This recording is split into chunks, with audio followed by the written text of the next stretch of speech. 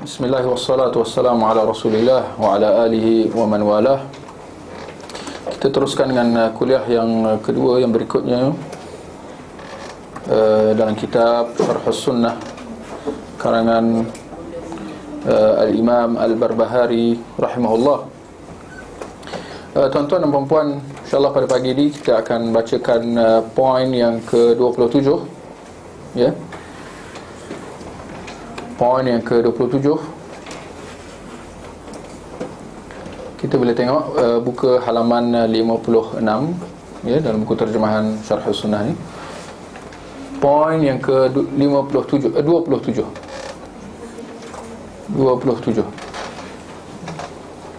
Kita tengok, kita lihat sama-sama. Beriman bahawa iman itu adalah ucapan dan perbuatan. Perbuatan dan ucapan, niat dan pembuktian. Ia bertambah dan berkurang. Bertambah sesuai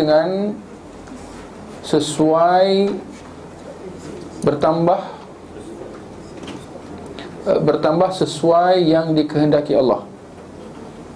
Bolehlah, kita kadang-kadang kita ubah pun takut tambah panjang lagi. Bertambah sesuai yang dikehendaki Allah dan berkurang hingga sampai tidak tersisa sedikit pun. Ya. Kita lihat Imam Al-Barbahari kata apa? Ya.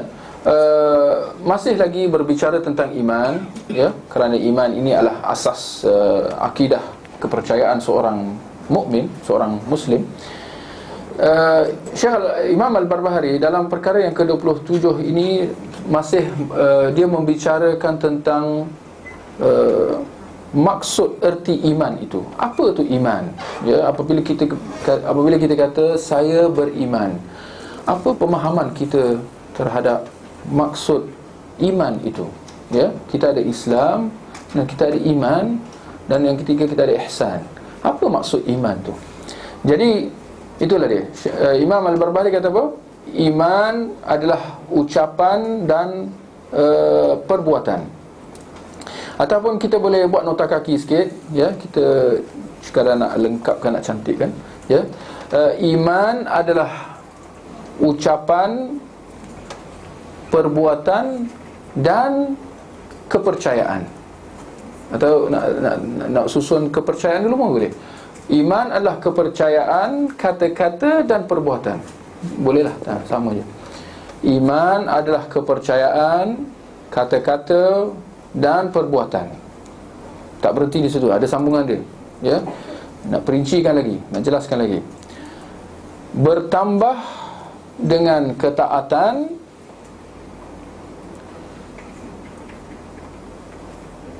dan berkurang dengan kemaksiatan. Ya.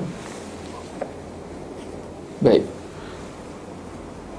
Bertambah dengan ketaatan, berkurang dengan kemaksiatan. Okey, ini berhenti di situlah, ya. Baik, kita lihat iman adalah kepercayaan, kata-kata dan perbuatan. Ini satu jumlah. Tujuan dia adalah untuk nak sebagai sanggahan ke atas pihak yang menyalah ertikan iman. Ada kumpulan-kumpulannya, nanti kita boleh sebut. Jumlah yang kedua apa tadi kita kata? Dia bertambah dan berkurang. Dia bertambah dengan kemaksiatan, dia bertambah dengan ketaatan sehingga menjadi seperti gunung ganang. Dia bertambah, iman dia bertambah sehingga seperti gunung ganang, ya. Dan dia boleh berkurang dengan kemaksiatan sehingga tersisa seperti apa? Seperti sebiji zarah, atau sehingga tak tersisa apa-apa pun. Ya. Baik, jadi ini ada dua jumlah ni. Apabila kita kata iman itu bertambah dan berkurang, maksud kita daripada ketiga-tiga sudut tadi. Dia bertambah dan kurang pada kepercayaan. Dia bertambah dan kurang pada kata-kata, dan dia boleh bertambah dan berkurang pada perbuatan. Daripada ketiga-tiga sudut tu, iman tu bertambah dan kurang pada kepercayaan, InsyaAllah boleh faham, ya. Iman dia bertambah, dia merasa yakin, dia tak takut dengan sesiapa, dia hanya takut kepada Allah. Itu maknanya iman dia tinggi, ya. Dia hanya berharap kepada Allah, dia tak berharap pada makhluk, ya. Itu iman dia tinggi. Dia merasa takut, dia merasa cemas kalau nak melakukan satu dosa. Dia merasa bahawa Allah melihat dan tahu apa yang sedang buat. Seakan-akan dia mampu melihat Allah. Paling tidak dia tahu bahawa Allah sedang memerhatikan dia. Itu iman dia tinggi dalam kepercayaan dia. Atau bertambah dan kurang pada kata-kata. Kita kata secara prinsipnya iman itu di hati, ya, tetapi dia terzahir pada kata-kata dan perbuatan. Kata-kata dan perbuatan ni mencerminkan apa dalam hati. Jadi apabila kita kata iman tu bertambah dan kurang pada hati, maka dia akan terzahir pada kata-kata juga. Jadi kata-kata pun boleh, iman itu boleh bertambah dan kurang pada kata-kata. Bagaimana? Bila kata-kata confident, aku hanya berserah kepada Allah, contoh, ini menunjukkan keimanan yang tinggi. Ataupun kalau iman yang kurang, boleh terzahir pada kata-kata, macam mana alamak, takutlah nanti orang kata aku Wahabi. Tu iman dia kurang tu. Takutlah nanti orang kata apa. Iman tu kurang lah tu, ya. Tak bolehlah kahwin ni, kena ada sanding nanti jiran kata apa. Iman tu kurang, tu goyang-goyang. Pedulilah apa kata orang, yang penting kita cari ketaatan Allah. Itu menunjukkan iman yang tinggi, ya. Atau dia bertambah dan kurang pada perbuatan, InsyaAllah. Itu InsyaAllah jelas. Kita kata segala bentuk amal baik, segala bentuk ibadah, ia menjurus kepada keimanan. Sekecil-kecil perbuatan sehinggalah sebesar-besarnya, ia semua menjurus kepada keimanan, ya. Kita bersedekah walaupun dengan sebiji kurma, dia menjurus kepada keimanan. Sehinggalah kita salat qiyamul lail tengah malam, atau kita bersedekah dengan sebesar-besar sebanyak-banyak harta, ini semua menjurus kepada keimanan, menambahkan iman kita. Sebagaimana begitu juga semua jenis kemaksiatan, ya, daripada sekecil-kecilnya sehinggalah sebesar-besarnya, dia menjurus kepada apa? Iman lawan dia apa? Iman lawan dia apa? Iman lawan dia maksiat, tak tepat. Syirik atau kekufuran, ya. Iman lawan dia kufur. Maka kita kata begitu juga dengan kemaksiatan, sekecil-kecilnya sehinggalah sebesar-besarnya, ia semua menjurus kepada kekufuran, ya. Ada perincian di situ. Baik.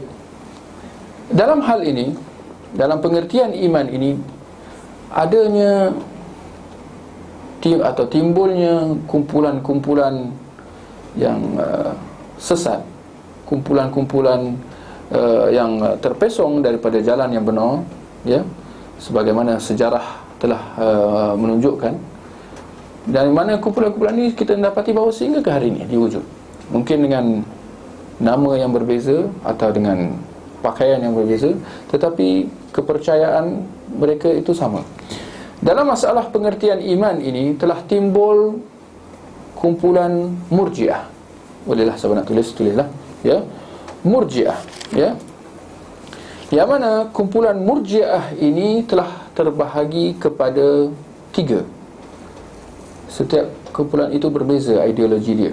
Ada sedikitlah, tapi secara amnya mereka Murji'ah.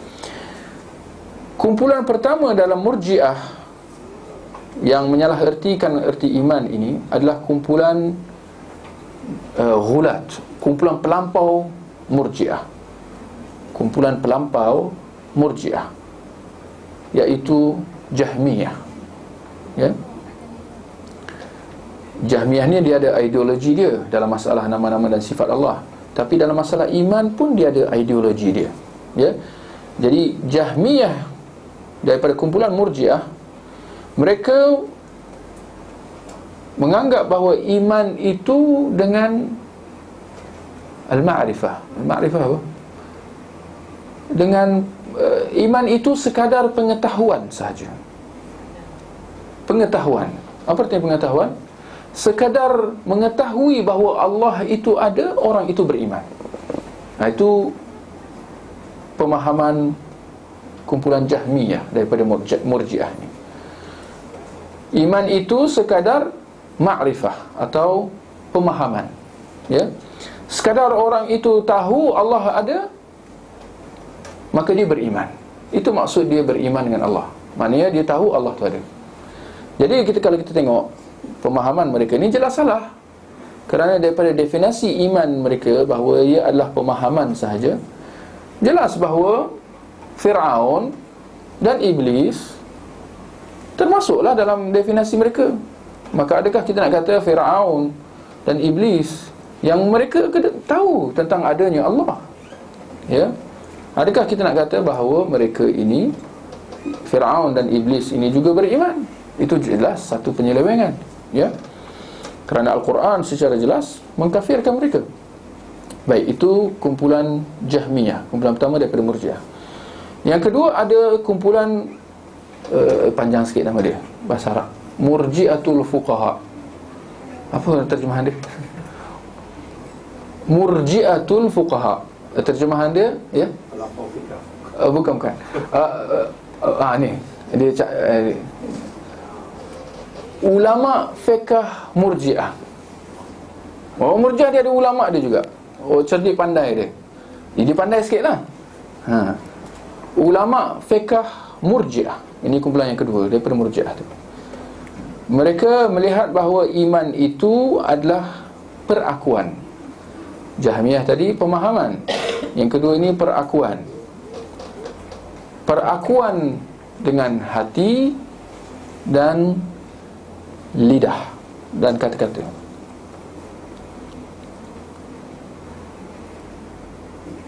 Itu Murji'atul Fuqaha. Ya, iman itu sekadar perakuan dengan hati dan lidah. Ada lebih sikit lah, dia tambah lidah tu lah. Ya, kita mendapati bahawa definisi mereka ni bersalah juga. Dia kata perakuan dengan lidah, maknanya cukup dengan orang tu kata la ilaha illallah, asyhadu an la ilaha illallah. Di sisi Murji'atul Fuqaha, orang ni beriman. Secara zahir macam betul. Kalau orang tu dah mengucap, dia dah iman lah kan. Zahirnya macam betul, tapi salah. Kerana ikut definisi mereka ini, orang munafik pun beriman. Orang munafik kan mengucap juga kan, tapi mereka menzahirkan Islam tapi menyembunyikan kufur kan. Jadi orang Murji'atul Fuqaha, definisi mereka juga tidak benar, tidak betul. Ya, ada kumpulan Murji'ah yang ketiga adalah kumpulan Al-Karramiyah. Al-Karramiyah, ya, di mana mereka mengertikan iman itu dengan ucapan lidah semata-mata. Lagi parahlah, ya, ucapan lidah semata-mata. Kalau orang tu mengucap je, dia dah beriman. Iman dia seperti Jibril, dia mengucap je la ilaha illallah, dia ni dah beriman di sisi Al-Karramiyah. Ya, mereka ni pun jelas sesat. Jadi kita ada Jahmiyah, Murji'atul Fuqaha dan Al-Karramiyah. Kesemua ni mereka dikategorikan di bawah satu kumpulan, iaitu kumpulan Murji'ah. Jadi kumpulan Murji'ah, kalau kita lihat definisi iman mereka, mereka semua sepakat dalam menganggap bahawa amal perbuatan tidak termasuk dalam iman. Kalau kita tengok Mereka berbeza sama mereka, tapi mereka dalam masa yang sama sepakat menganggap bahawa amal perbuatan tidak termasuk dalam iman. Dengan erti kata, apa maksudnya? Cukup kalau orang tu percaya dalam hati atau dia mengucap kalimah syahadah, dia dah beriman. Lepas tu dia nak buat apa, tak, itu lain. Itu lain kira. Lepas tu kalau dia nak solat, bagus. Tak solat, itu Allah urus dia, tapi dia tetap beriman. Keliru. Kalau dia berzina, dia beriman. Dia tetap beriman. Ni macam Jibril, walaupun dia berzina. Itu definisi Murji'ah. Mereka tidak menganggap bahawa amal perbuatan, sama ada ketaatan ataupun kemaksiatan, memberi kesan kepada iman itu, ya. Orang itu sebanyak mana pun ibadah yang dia buat, tidak akan memberi kesan kepada iman dia. Sebagaimana kalau dia buat maksiat macam mana sekali pun, tidak akan memberi kesan kepada iman dia. Di sisi siapa? Di sisi Murji'ah. Baik, kita ada satu kumpulan pelampau di sebelah sini, Murji'ah, dengan ketiga-tiga cabangnya. Dan dalam masa yang sama kita juga ada di sebelah kiri pula, kita ada satu kumpulan yang terbalik pula, iaitu kumpulan apa? Khawarij. Ya, kumpulan Khawarij. Jadi ini kita kata, baik, apa kumpulan, apa kepercayaan orang Khawarij pula? Ya, kalau kita lihat Murji'ah tadi, ya, definisi iman kita bahawa iman itu adalah kepercayaan dalam hati, ucapan kata-kata dan perbuatan anggota. Ini jumlah yang pertama kita kata tadi. Ia adalah bagi menyanggah Murji'ah. Kerana orang Murji'ah tak menganggap perbuatan tu dalam iman. Mereka menganggap bahawa iman tu, perbuatan tu di luar pengertian iman. Jadi jumlah yang pertama ni untuk menyanggah Murji'ah, ketiga-tiga kumpulannya. Adapun jumlah yang kedua, apa jumlah yang kedua? Dia bertambah dengan ketaatan dan berkurang dengan kemaksiatan. Ini bagi menyanggah kumpulan Khawarij. Kerana apa orang Khawarij kata? Ni kumpulan Khawarij, kena faham Khawarij ni, sampai ke hari ni ada ISIS lah, ISIS Islamic State of Iraq dan apa? Syam. Mereka membawa ideologi Khawarij. Tapi peliknya, ini kita kata pelik akhir zaman. Sebagaimana ada pepatah Arab kata apa? Lagi panjang umur kau, lagi banyak pelik benda kau nampak. Ya. Maka ini adalah antara benda-benda pelik akhir zaman. Khawarij, ISIS tu, kumpulan ISIS, saya dah tengok dia punya manifesto dia. Dia kata, oh ini piagam kita, penggambaran kita. Oh, kami tak mengkafirkan orang dia. Dia nak menafikan bahawa dia Khawarij. Kami tak mengkafirkan orang kecuali dia. Sedangkan kalau kita amati, mereka adalah Khawarij. Tapi itulah, dia Khawarij tapi dia menafikan dia Khawarij. Ini fitnah lah, boleh menimbulkan kekeliruan. Baik, orang Khawarij, apa kepercayaan mereka dalam iman? Mereka menganggap bahawa iman itu tidak bertambah dan tidak berkurang.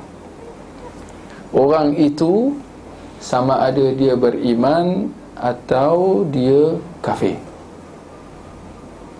Maka kerana itu, kalau seorang itu melakukan dosa besar, walaupun dia mengucap, ya, kalau dia melakukan dosa besar, dia jatuh kafir. Di sisi siapa? Khawarij. Kerana bagi mereka, engkau, you are either with us or you are against us. Sama ada engkau iman atau engkau kafir. Bila engkau buat dosa-dosa besar ni, kita dah kata tadi, semua perbuatan maksiat, semua perbuatan dosa menjurus kepada apa? Kekufuran, kan? Jadi mereka kata, macam mana engkau boleh beriman tapi dalam masa yang sama engkau buat dosa besar? Dosa besar bukan sifat orang yang beriman. Kena faham syubhat, baca betul, kan? orang beriman, macam mana pula dia boleh ada sifat kekufuran? Semua dosa-dosa adalah sifat kekufuran, kan? Ini syubhat ni, kena faham ni. Jadi kerana tu mereka kata, kau buat dosa besar, kau jatuh kafir. Kerana dosa-dosa besar ni, perbuatan-perbuatan maksiat ni, ini bukan sifat orang yang beriman. Alhamdulillah. Jadi siapa yang tak puasa, jatuh kafir. Siapa yang siapa yang berzina, jatuh kafir. Minum arak setonggak satu, jatuh kafir. Kalau tak solat, lagilah jatuh kafir. Tak datang solat Jumaat, lagi penggal kepala. Buktinya apa yang kita nampak orang ISIS buat. Tengok macam mana. Bahkan ISIS ni lagi teruk. Khawarij. Dia kata apa? Engkau sama ada kau sokong aku tahu aku bunuh kau. Lagi parah. Kena ikut definisi iman dia pula. Dia tak bagi, tak ada bincang, tak ada. Kau masuk atau penggal ni? Tak main penggal ni. Dia kau penggal ni sebelih dahsyat segala dahsyat. Ini fitnah ke zaman. Subhanallah. Ini kata kena faham betul-betul. Ya. Mereka mengkafirkan pelaku dosa besar. Maka di sisi orang Khawarij, dengan segala bentuknya, Khawarij ni pun ada macam-macam juga. ISIS tu satulah. Ya. Kat Malaysia ni pun ada juga Khawarijnya.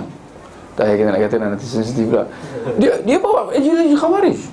Bahkan tokoh dia besar dia kata terang-terang, Syiah kita terima, Khawarij kita terima. Dia terima. Dia kata, tak payah kita sebutlah. Baik. Di sisi orang Khawarij, tidak ada istilah orang Islam yang buat maksiat. Tidak ada istilah di sisi mereka orang Islam yang buat maksiat. Ya. Maka di sini kita kata, apabila kita melihat kedua kumpulan yang melampau ini, ya, satu terlalu memudahkan Murji'ah tadi, tapi dalam masa yang sama kita ada kumpulan yang sangat melampau, terlalu ketat, rigid, Khawarij. Ya, satu ambil mudah, satu terlalu strict, Khawarij. Kita mendapati bahawa kedua-dua mereka yang menyimpang. Ya. Kenapa? Ya. Sebagaimana asas atau pengertian iman yang kita telah sebut, bahawa dia adalah kepercayaan, kata-kata dan perbuatan bertambah dengan ketaatan dan berkurang dengan kemaksiatan. Hal ini secara jelas disebutkan dalam surah Al-Anfal ayat yang kedua sampai ayat yang keempat, di mana Allah berfirman, innamal mu'minuna alladhina idza dzukirallahu wajilat qulubuhum. Sesungguhnya orang yang beriman, apabila disebut nama Allah, hati mereka merasa gentar. Hati mereka merasa gentar. Itu tanda apa? Keimanan. Hati itu boleh rasa gentar, boleh rasa tak gentar. Lawan dia apa? Gentar lawan dia apa? Tak gentar lah. Hati itu boleh rasa tak gentar dan boleh rasa gentar. Ya, rasa gerun. Maka Allah kata, sungguhnya orang yang beriman, yang betul-betul beriman, adalah mereka yang apabila disebut nama Allah, hati mereka merasa gentar. Wa ala rabbihim yatawakkalun, dan mereka bertawakal kepada Allah. Mereka berserah sepenuhnya kepada Allah. Lalu Allah kata apa? Alladzina yuqimuna as-salah wa mimma razaqnahum yunfiqun, iaitu golongan yang mendirikan salat dan berinfak, ya, pada harta yang kami kurniakan kepada mereka. Kita lihat Allah memasukkan, menggabungkan ataupun meletakkan perbuatan salat dalam pengertian iman. Alladzina yuqimuna as-salah, iaitu golongan yang mendirikan salat. Lalu Allah mengsudahi ayat itu dengan mengatakan, ulaika humul mu'minuna haqqan. Sesungguhnya mereka itulah orang-orang yang benar-benar beriman. Ya. Dapat kita lihat bagaimana Allah memulakan sifat orang yang beriman itu dengan mereka yang merasa gentar dalam hati mereka apabila disebut nama Allah. Lalu termasuk dalam sifat orang yang beriman itu apa? Bertawakal kepada Allah, dan mendirikan solat di samping menunaikan zakat. Nak mengatakan bahawa mengerjakan solat termasuk dalam iman. Mengerjakan solat termasuk dalam iman. Ayat ini menjadi dalil bahawa iman itu kepercayaan, kata-kata dan perbuatan. Dia boleh bertambah. Bagaimana pula dengan berkurang? Bagaimana dalil dengan menunjukkan bahawa iman itu boleh berkurang? Hal ini disebutkan secara jelas di dalam hadis syafaat. Dipanggil sebagai hadis syafaat. Hadis ini panjang, tapi ulama bagi dia tajuk. Ini nama dia hadis syafaat. Apa hadis syafaat? Hadis syafaat menceritakan kepada kita tentang di akhirat kelak, apabila ahli syurga dah masuk syurga, ahli neraka dah masuk neraka, akan datang menghadap kepada Allah orang-orang daripada ahli syurga. Mereka mengatakan, ya Allah, kami mendapati saudara-saudara kami, yakni apa? Yang seagama, yang solat bersama dengan kami, berpuasa dan zakat, tidak bersama kami dalam syurga. Maknanya apa? Mereka solat, mereka puasa zakat, tapi tak masuk dalam syurga. Mereka ke mana? Ke neraka, kerana dosa-dosa lain yang mereka buat. Maka apa kata Allah? Keluarkan mereka, pergi cari mereka dalam neraka dan keluarkan mereka. Ini nama dia syafaat. Maka dikeluarkan golongan itu. Baik, siapa golongan yang pertama yang dikeluarkan? Orang yang salat, puasa dan zakat. Dikeluarkan hasil syafaat ahli syurga, saudara-saudara mereka daripada ahli syurga. Maka dikeluarkan, dimasukkan ke dalam syurga. Datang ahli syurga yang sama atau yang lain, menghadap kepada Allah, ya Allah, kami tidak mendapati sipulan-sipulan yang dulu bersama dengan kami sekarang. Maka Allah kata apa? Pergi, dapatkan mereka dan keluarkan siapa yang ada dalam hatinya iman sebesar dinar. Sebesar dinar, maknanya sikit lah. Baik, orang yang yang imannya sebesar dinar ni, dia solat tak?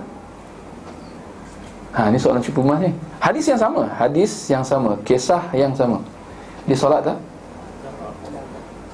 Yang solat dah keluar, yang puasa zakat dah keluar, dah diberi syafaat dah.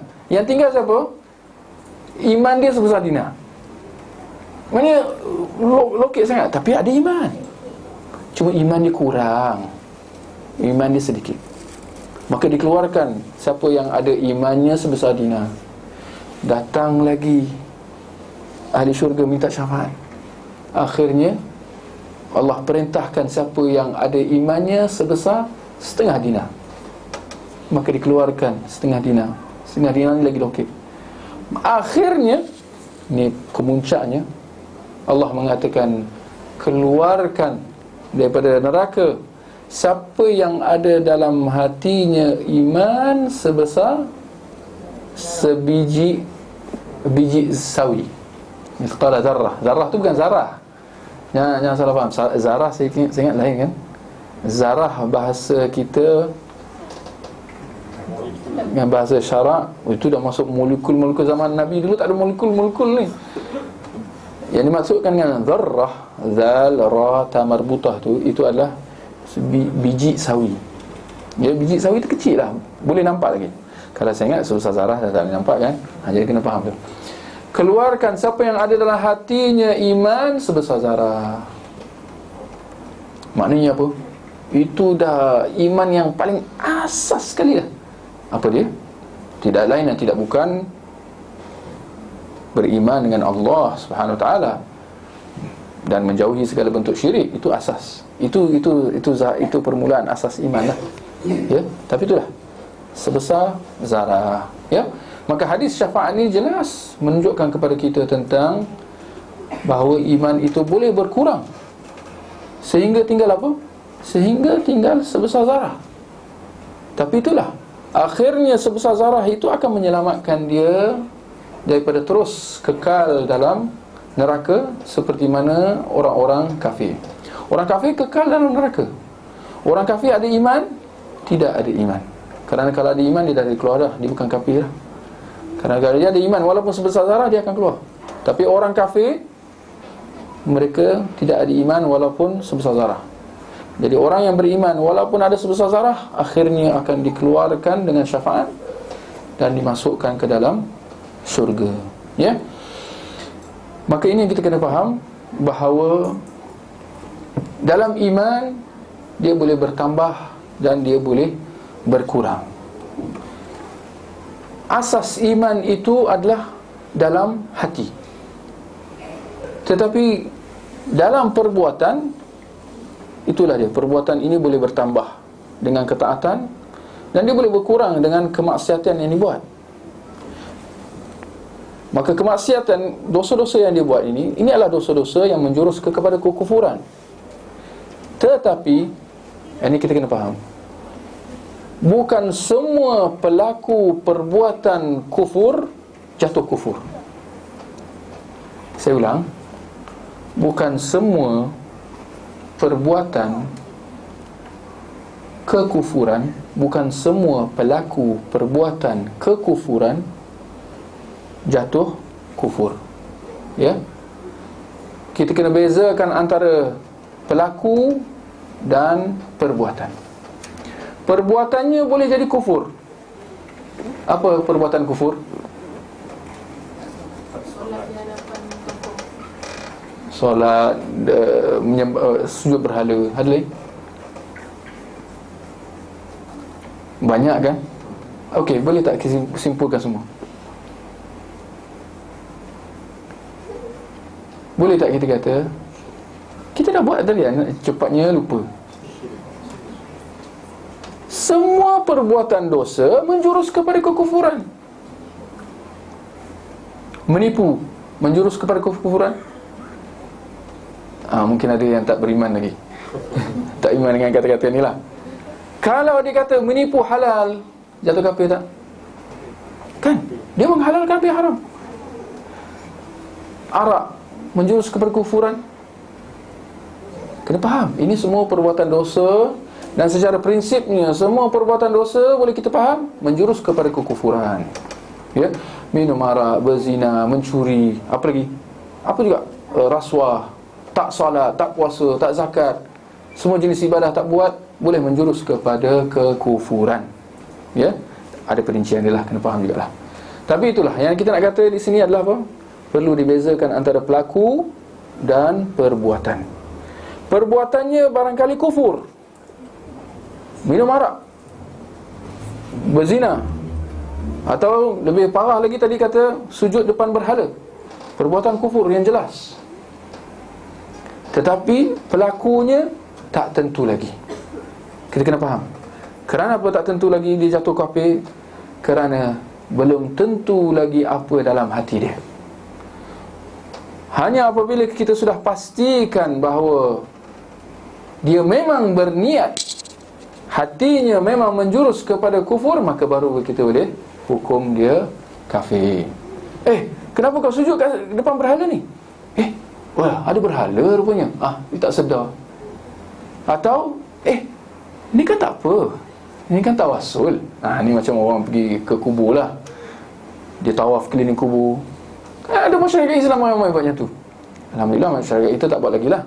Tapi di masyarakat negara jiran, masyarakat Islam di negara jiran pergi ke kubur.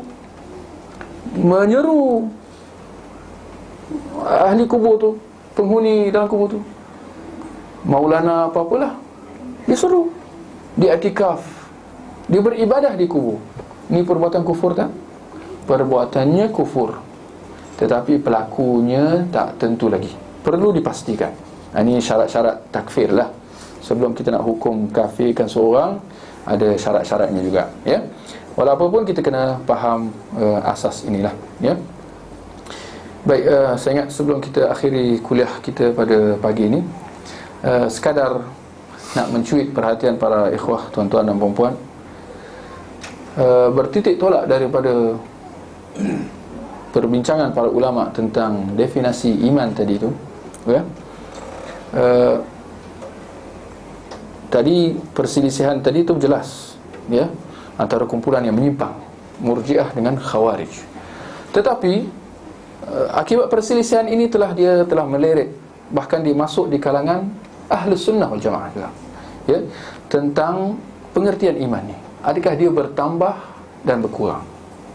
Daripada perbincangan tentang adakah iman tu bertambah dan berkurang, berlaku perselisihan di kalangan Ahlus Sunnah wal Jamaah, khususnya di kalangan pengikut mazhab Hanafi dan Syafi'i. Nampak macam tak berkait kan? Tapi dia meleret, ya. Mereka berselisih tentang adakah seorang Muslim itu boleh mengatakan aku beriman insya-Allah. Boleh tak kita kata aku beriman insya-Allah? Anda beriman? Tak jawab langsung, Farah. Anda beriman? InsyaAllah. Dia dah jawab insyaAllah awal. Anda beriman? Semua pakai insyaAllah. Ada insyaAllah? Siapa kata insyaAllah, dia Syafi'i. Tuan Hanafi, tanpa sedar, ya. Hanafi, mazhab Hanafi, pengikutnya di India, Pakistan hari ini ramai. Hanafi mengatakan tak boleh kata insya-Allah. Kalau nak kata awak beriman, berhenti kat situ. Saya beriman. Tak boleh kata insya-Allah. Bagi mereka insya-Allah tu menunjukkan ragu-ragu. Kerana bagi mereka tak boleh bertambah dan kurang. Dia berkait. Tak boleh bertambah dan kurang. Kita pun bila kata insya-Allah, itu menunjukkan keraguan. Dan keraguan ini menjurus kepada kekufuran. Tak boleh kata. Maka kerana tu orang Syafi'i, mazhab Syafi'i ini zaman-zaman dululah, dia meleret dululah. Mazhab Syafi'i menetapkan bahawa seorang itu boleh kata, bukan kena kata, boleh kata saya beriman insya-Allah. Tapi Hanafi melihat bahawa perbuatan itu kufur. Sebab tu Hanafi tak boleh kahwin dengan Syafi'i. Zaman dulu dia kena tanya, anda Islam? Islam. Anda mazhab Syafi'i? Tak boleh kahwin. Dia tak boleh kahwinkan anak dia. Ya, ini menimbulkan perselisihan lah di kalangan para ulama. Tapi itulah, mereka berselisih tentang sama ada boleh kita kata iman, saya beriman insya-Allah. Hanafi kata tak boleh, Syafi'i kata boleh. Dan mereka kata perbuatan ucapan kita insya-Allah tu bukan kerana ragu. Yang kata insya-Allah tu ragu ke? Sebaliknya apa? Kena tahu juga. Kita kata insya-Allah tadi kenapa? Kalau tidak tak jadi Syafi'i, itu dah jadi lain. Dia ada macam keberkatan. Keberkatan. Ada jawapan lain? Kenapa kata insya-Allah? Sebab apa saja yang kita buat ni bertaruh pada keizinan. Barakallahu fiik. Kita kata bukan kerana ragu, tetapi kerana berharap. Berharap daripada Allah. Dan itu memang kita dituntut. Kita dituntut supaya di samping kita ikhlas, ittiba', kita dituntut dalam masa yang sama supaya takut dan berharap. Berharap agar segala yang kita buat, termasuk iman kita, diperkenankan oleh Allah Subhanahu Wa Taala. Jadi dia bukan keraguan, bukan kerana ragu, tetapi kerana berharap, ya. Ini perselisihan dia lah, ya. Baik, walau apapun kita kena faham lah. Bila kita kata saya beriman insya-Allah, kena faham juga Jangan ragu-ragu. Kalau ragu, jatuh syirik lah, jatuh kufur. Tapi kalau kita nak kata insya-Allah kerana kita berharap, maka itu satu. Syafi'i membolehkan, mazhab Syafi'i membolehkan. Hanafi tidak membolehkan. Ini yang rajahnya apa? Ya? Ya? Apa yang rajah? Apa yang rajah tanya kita pula? InsyaAllah yang rajah yang tidak ada masalah. Ya, tidak ada masalah untuk kita kata insya-Allah selagi mana niatnya adalah berharap. Itu insya-Allah jawapan dia. Ya. Kalau kita kata insya-Allah saya beriman, insya-Allah saya Islam, insya-Allah. Kalau dengan niat berharap tidak ada masalah. Ya. Tapi kalau ragu-ragu, itu masalah besar. Ya. Baik, kalau ada soalan pertanyaan sebelum kita akhiri kuliah kita.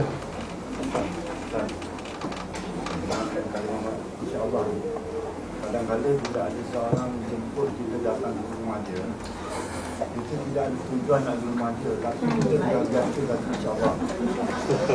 Maka kita tidak ada niat, tapi kalau dia cakap lain mungkin tak perlu sedar. Maka kita kata insya-Allah, tapi lepas dia tak datang, saya datang. Boleh tak bila orang jemput kita, kita kata insya-Allah? Ya? Boleh atau tidak? Jawapan dia boleh. Tapi dah niat tak nak. Niat tak nak pergi, Malu nak cakap. niat tak nak pergi, haram ke? Tak semestinya. Bergantung pada situasi dan keadaan juga. Tak munafik, Ya. Ustaz. Cakap lain. Tak munafik.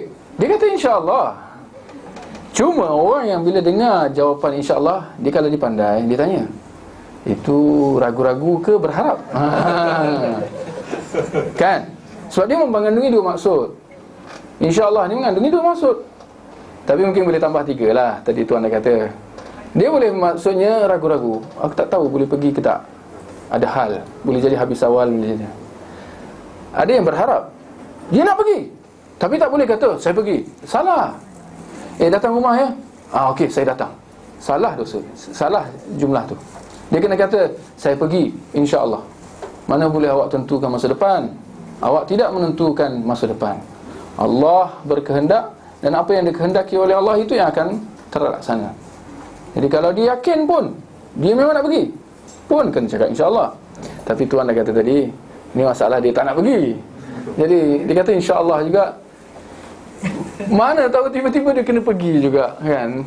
Dia tak nak pergi, tapi entah macam mana ada orang paksa juga, tahu-tahu pergi juga. Jadi insya-Allah. Insya-Allah juga tak ada masalah lah. Ya, wallahu a'lam. Baik, kita akhiri dengan tasbih kafarah. Subhanakallahumma wa bihamdik, asyhadu an la ilaha illa ant, astaghfiruka wa atubu ilaik.